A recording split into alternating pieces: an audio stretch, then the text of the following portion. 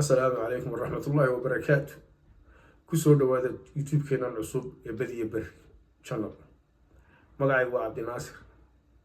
كنتي أول نوكو وكل عصوبنا هاي يوتيوب كا وحرجيني يالكني أنا قصة عن دونتان. سبسكرايب تاي لايك تي كومنت تقبل أنا أقول فن دونتان. والكي سوالي كل سبسكرايب تي لايك تي كومنت. كنتي وحرجيني كسر دين أنا ورر تياري.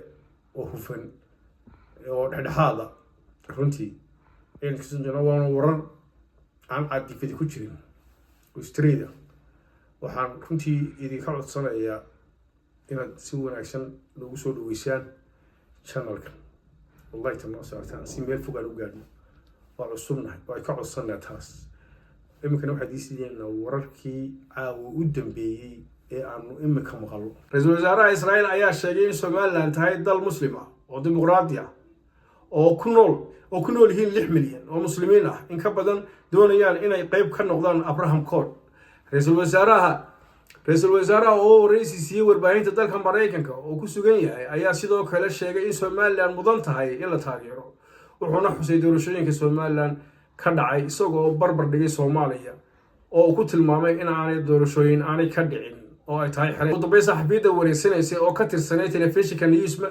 Newsmax ayaa tiri Somaliland waan tagi doonaa madaxweyne Cirana waa la kulmi doonaa tan iyo intii Somaliland dib loo aqoonsaday indhaha caalamka ayaa ku soo jeestay iyadoo xiiseynayaan inay wax ka ogaadaan dalka dib loo aqoonsaday ee cusub ee Urdinka daawaya war waxaan idin haynaa caawa intaas أنا جالس عندهم على يوتيوب كنا بدي بري channel subscribe like share comment السلام عليكم.